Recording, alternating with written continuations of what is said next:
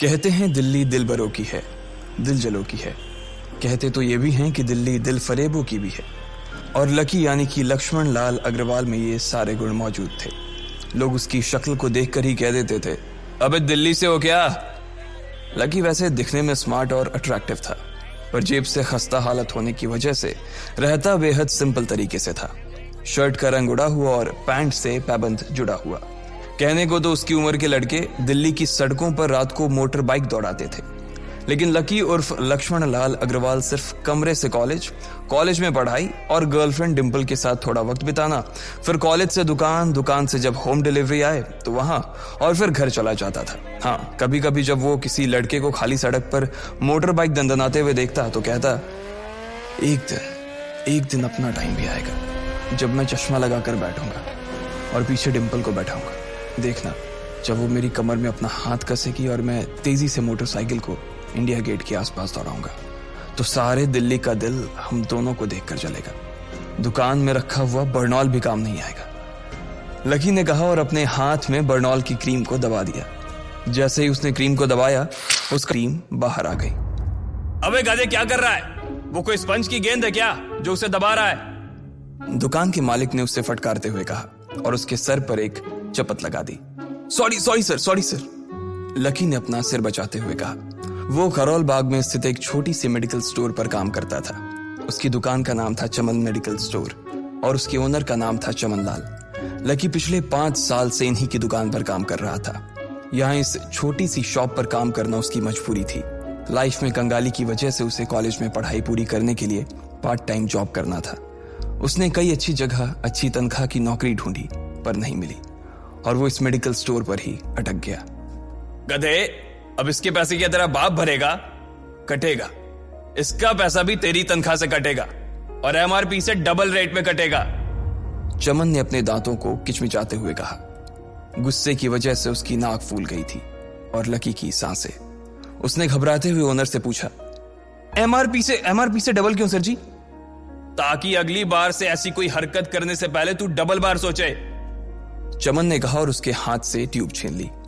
उसका जी तो चाह रहा था कि वो लकी की खोपड़ी पर एक और बार अपना हाथ साफ कर ले, लेकिन उससे पहले ही दुकान का फोन बजने लगा।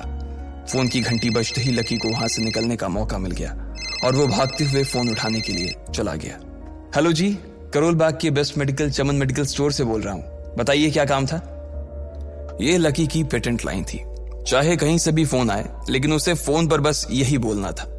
जैसे ही इधर लकी ने अपनी बात कही, उधर से जवाब आया, मैं ब्लूमिंग नाइट होटल के कमरा नंबर 303 से बात कर रहा हूँ। एक छोटा सा ऑर्डर है, नोट करो और जल्दी से होटल पर डिलीवर करवा दो। वो एक लड़के की आवाज थी। उसकी आवाज में काफी भारीपन और एक अजीब सी जल्दबाजी थी। जैसे ही लकी ने वो आवाज सुनी, पता नहीं क्यों उसे वो आवाज जानी पहचानी सी लगी। जी सर, बताइए आपका क्या ऑर्डर है? हाँ तो लिखो, हार्ट प्ले के 2 पैकेट और 1 पैकेट टिश्यू। लकी, जो कि अपना पेन लेकर खड़ा था, हार्ट प्ले का नाम सुनते ही झिझक गया।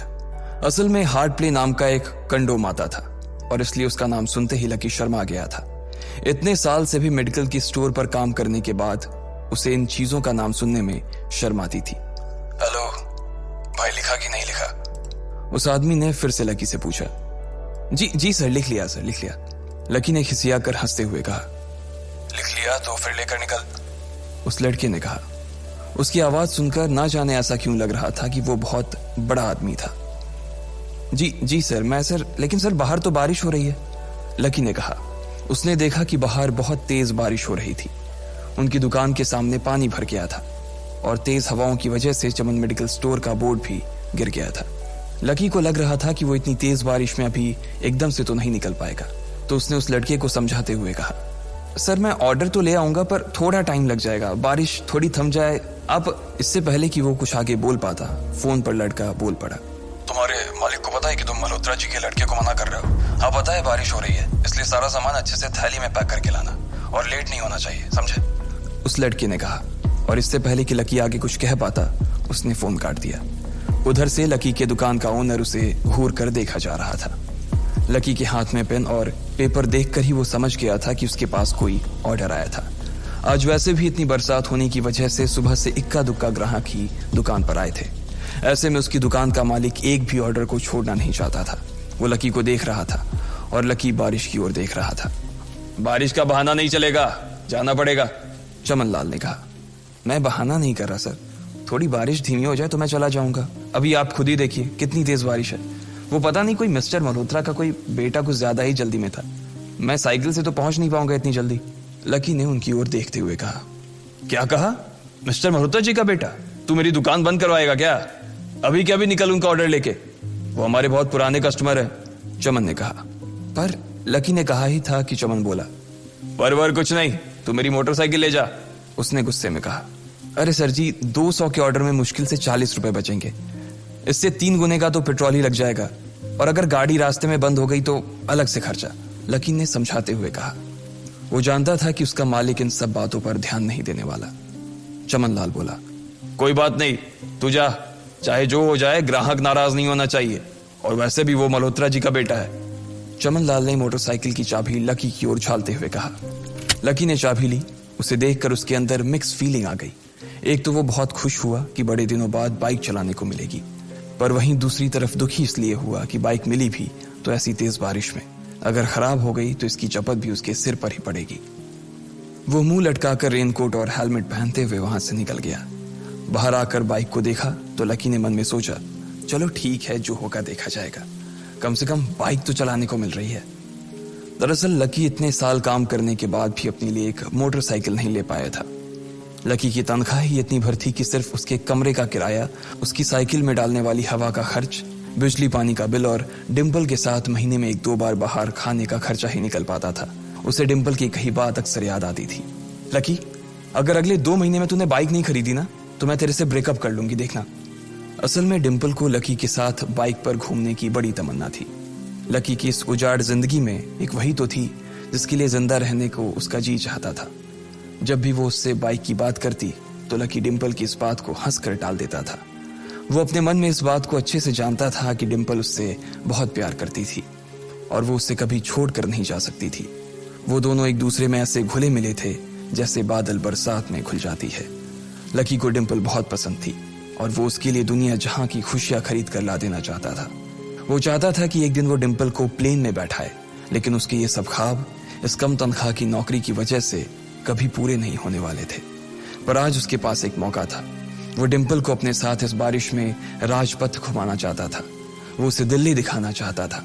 चमन लाल को देने के लिए उसने पहले से ही बहाना सोच रखा था। बस जल्दी से वो ये डिलीवरी देकर सीधे डिम्पल के पास ही जाने वाला था। उसने होटल ब्लूमिंग नाइट के बाहर मोटर बाइक पार्क की और सीधे होटल के अंदर चला गया। लकी ने रिसेप्शन पर पहुंचकर नमस्ते करते हुए रिसेप्शनिस्ट को बोला, जी मैं चमन मेडिकल स्टोर से आया हूं, रूम नंबर 303 का ऑर्डर था सर। रिसेप्शन पर खड़ा आदमी उसके हाथ में काली थैली को देखकर समझ गया था कि उसमें क्या था और वो मंद ही मंद मुस्कुराते हुए बोला, 3rd फ्लोर पर है, लिफ्ट से चले जाओ, रेनकोट यहीं उतार देना। जैसा उस आदमी ने कहा लकी ने ठीक वैसा ही किया और लिफ्ट में चढ़ने के कुछ ही देर बाद वो 3रे माले पर पहुंच गया था। वो रूम नंबर 303 के बाहर पहुंचा और उसने डोरबेल बजाई। जैसे ही दरवाजा खुला लकी ने थैली आगे बढ़ाते हुए कहा, नमस्ते, मैं चमन मेडिकल स्टोर से लकी, ये आपका। इससे पहले कि लकी आगे कुछ कह पाता उसकी आंखें फटी की फटी रह गई थी। उसने अपने सामने जो देखा उसके बाद उसे ऐसा लगा कि बंद छत के नीचे भी उसके ऊपर आसमान से आकर एक जोरदार बिजली गिर गई थी। उसके सामने एक लड़की खड़ी थी। वो लड़की और कोई नहीं बल्कि उसकी गर्लफ्रेंड डिम्पल ही थी। उसने एक पर्पल कलर का नाइट गाउन पहन रखा था। उसके काले घने बाल गीले थे और उसने उन्हें अपने कंधे पर फैला रखा था। उसकी खुशबू से ही ये चीज साफ पता चल रही थी कि वो अभी अभी नहा कर आई थी। डिम्पल, तुम यहाँ क्या कर रही हो? लकी को अपनी आंखों पर विश्वास ही नहीं हो रहा था। उसने 2 बार अपनी पलकें झपका कर देखा, लेकिन दोनों बार ही उसे अपने सामने डिम्पल ही नजर आई। तुम यहाँ क्या मेरा पीछा करते हुए आए हो लकी? डिम्पल ने उल्टा उसी के ऊपर पलटवार करते हुए कहा। लकी को देखकर उसके दिल की धड़कन भी तेज हो गई थी। उसे उम्मीद नहीं थी कि लकी यहाँ आ जाएगा। उसने ना तो सुबह से उसे फोन किया था और ना ही उसके मैसेज का कोई जवाब दिया था। वो अपने मन में सोचकर बैठी थी कि वो अगले दिन खुद ही उससे मिलकर बोल देगी कि उसकी तबीयत खराब थी। डिम्पल बेबी, क्या हो गया? किससे बात कर रही हो? अचानक से एक गबरू जवान सा लड़का दरवाजे के पास आकर खड़ा हो गया था। उसने बनियान पहन रखी थी। लकी उसे पहचान गया था। साले राहुल के बच्चे, तेरी हिम्मत कैसे हुई मेरी डिम्पल को हाथ लगाने की? लकी ने जैसे ही राहुल को देखा उसके तन बदन में मानो आग सी लग गई थी। वो उसे इस वक्त इतना बुरा मारना चाहता था, इतना बुरा पीटना चाहता था, जिसकी कोई हद सीमा नहीं थी। लकी जिस कॉलेज में पढ़ता था, राहुल और डिंपल भी उसी में पढ़ते थे, और वो कॉलेज राहुल के फादर का ही था। डिंपल ने राहुल के पिता की एक कंपनी में जॉब पकड़ ली थी और राहुल उस पर बहुत लाइन मारता था। लकी ने 1-2 बार डिंपल को उससे दूर रहने के लिए भी कहा, लेकिन डिंपल ने उसे ये कहकर टाल दिया था कि वो सिर्फ अच्छे दोस्त थे। आज भी इससे पहले कि वो आगे बढ़ता, डिंपल उन दोनों के बीच आ गई। रुक जाओ, डिंपल ने गुस्से में कहा और लकी के सीने पर हाथ रखकर उसे रोक दिया। लकी लंबी सांसें ले रहा था और कुछ ही सांसों के बाद उसका गुस्सा शांत हो गया। अब डिंपल के पास भी छुपाने के लिए कुछ नहीं था, इसलिए उसने लकी से कहा, लकी, आज से तुम्हारा और मेरा ब्रेकअप। ब्रेकअप? लकी के पैरों के नीचे से जमीन खिसक गई थी। उसकी आंखें नम हो गईं। लकी को उसकी बातों पर विश्वास नहीं हो रहा था। उसने डिंपल की ओर देखा और बोला, डिंपल, हम पिछले 1 साल से एक दूसरे के साथ हैं और तुम हो कि मुझसे ब्रेकअप करना चाहती हो? अरे मैं तो तुम्हारे लिए नई बाइक लेने वाला था। चल रहने दे, आज ही याद आई है तुझे बाइक की। अरे तेरे पास मुझे बाहर घुमाने के लिए, खिलाने पिलाने के लिए पैसे तो है नहीं। तू कहां से लेगा बाइक? और अगर ले भी लेगा तो उसमें पेट्रोल कहां से डलवाएगा? तेरी 8,000 रुपए महीने की नौकरी, उसमें होगा ये सब? लोग हंसते हैं मेरे ऊपर जब मैं सरोजनी में तेरे साथ घूमती हूँ। मैं ऐसी लाइफ नहीं जीना चाहती लकी। मैं तेरी तरह गरीब नहीं रहना चाहती। तूने मुझे फंसाया था, उल्लू बनाया था तूने मुझे, इसलिए मैंने राहुल से मैचअप कर लिया है। आज से यही मेरा बॉयफ्रेंड है, डिंपल ने गुस्से में कहा। अच्छा, तो बेबी ये है तुम्हारा वो बेकार सा एक्स बॉयफ्रेंड? राहुल ने पूछा और डिंपल के बगल में आकर खड़ा हो गया। फिर उसने लकी के हाथ से थैली उठाई और उसमें से हार्ड प्ले का पैकेट निकालकर उसे चिढ़ाने के लिए उसे हवा में लहराने लगा। बाप रे, इससे बदकिस्मत इंसान इस दुनिया में और कौन होगा? राहुल ने उसकी टांग खींचते हुए कहा। लकी के पास उसकी बात का कोई जवाब नहीं था। उसने गुस्से से डिंपल की ओर देखा और अपनी हाथों की मुट्ठी भींच ली। फिर वो वहां से निकल गया। अबे पैसे तो ले जा, सब कुछ फ्री में देता जाएगा क्या? राहुल ने जोर से ठहाके लगाते हुए कहा, लेकिन लकी बिना उसकी बात सुनते ही निकल गया। उसके दिमाग में डिंपल के कहे शब्द गूंज रहे थे। उसने कभी सपने में नहीं सोचा था कि डिंपल उसके साथ कुछ ऐसा भी कर सकती थी। जिस इंसान के लिए वो इतना कुछ करना चाह रहा था, उसे उसकी कोई कदर ही नहीं थी। लकी इतना हताश हो गया था कि बुरी तरह से रोने लगा। इस बार वो लिफ्ट से नहीं बल्कि सीढ़ियों से नीचे उतरा और एक सीढ़ी उतरने के साथ उसके आंसू आंखों से छलकते जा रहे थे। जब उसकी आवाज सुनकर कुछ लोग अपने कमरे से बाहर आए तो लकी ने तुरंत अपने आंसू पोंछे और तेजी से वहां से भाग गया। उसे जिंदगी में पहली बार प्यार हुआ था और पैसों की कमी की वजह से ना सिर्फ उसका प्यार बल्कि उसकी पूरी जिंदगी बर्बाद हो गई थी। लकी जैसे ही बाहर आया तो उसने देखा कि बाहर अंधेरा हो गया था। आसमान में तेज बिजली कड़की और बारिश जो थमी थी एकाएक फिर से झमाझम बरसने लगी। ये देख लकी के थमे हुए आंसू एक बार फिर से छलक गए। उसका दिल बुरी तरह से डूब चुका था, लेकिन उसे इस बात की खुशी भी हो रही थी। आखिर आज उसे डिंपल का असली चेहरा नजर आ गया था। वो तो उसके साथ घर बसाने की सोच रहा था, लेकिन अच्छा हुआ कि उसने पहले ही उसका घर बर्बाद होने से बचा लिया। लकी को दुख तो बहुत हो रहा था, पर उसे यह भी लग रहा था कि उसे आगे चलकर यही दुख उसे खुशी देने वाला था। लेकिन एक चीज थी जो लकी को परेशान कर रही थी, वो थी उसकी माली हालत। उसकी जेब इतनी तंग थी कि उसे फटी हुई जेब की पैंट पहनकर घूमना पड़ता था। कभी कभी तो लकी सिर्फ रोटी खाकर दिन काट लेता था। वो कब से कोशिश कर रहा था कि कोई अच्छा काम पकड़ सके, लेकिन उसे कोई काम देने को राजी नहीं था।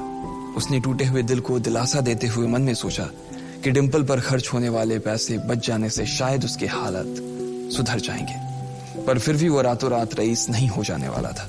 उसने ऊपर आसमान की ओर देखा और जोर से चिल्लाया, अगर इतना ही अनलकी बनाना था तो फिर नाम लकी क्यों रखा भगवान? वो जितनी जोर से चिल्ला सकता था उतनी जोर से चिल्लाया। उसकी आवाज से आसपास खड़े लोग एक बार तो डर गए थे। लकी ऊपर ही देख रहा था और उसके आंसू बारिश के पानी के साथ मिल गए थे। जैसे ही वो फूट कर रोने को था, तभी उसके फोन पर एक मैसेज आया। जैसे ही लकी ने अपना फोन निकालकर उस मैसेज को पढ़ना शुरू किया, उसकी तो आंखें ही चमक गई। अचानक उसके आंसू हंसी में बदल गए और वो जोर जोर से वहीं सड़क पर नाचने लगा। उस मैसेज में लिखा था, परिवार की रिसर्च और परिवार के निर्णय के हिसाब से अग्रवाल परिवार का वारिस लक्ष्मण लाल अग्रवाल उर्फ लकी ने गरीबी अभ्यास की परीक्षा को पास कर लिया है और आज से ही वो उस जमीन और उस जायदाद का मालिक हो जाएगा जो परिवार ने उसके नाम कर रखी थी। ये एक ऐसा मैसेज था। आखिर कौन था लकी? क्या थी उसकी असलियत? और वो कैसे रातों रात ही अनलकी से लकी हो गया था? आपको क्या लगता है, क्या होंगे इन सभी सवालों के जवाब? कमेंट बॉक्स में कमेंट करके जरूर बताएं। और सभी सवालों के जवाब को जानने के लिए सुनते रहिए इंस्टा मिलीनियर सिर्फ पॉकेट एफएम पर।